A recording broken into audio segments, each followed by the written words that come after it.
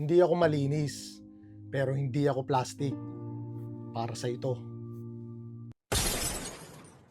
Oo, makasalanan din ako. Pero ang pinagkaiba natin, hindi ako nagmamalinis katulad mo. Alam ko ang mga mali ko, inaamin ko. Hindi ko tinatago sa likod ng mga peke na imahe para lang magmukhang malinis sa mata ng iba. Ikaw, ang ingay mo sa panghusga, pero tahimik ka sa sarili mong kasalanan. Ang bilis mong magturo, pero hindi mo kayang harapin yung sarili mo. Hindi pagiging perpekto ang basehan ng respeto, kundi pagiging totoo.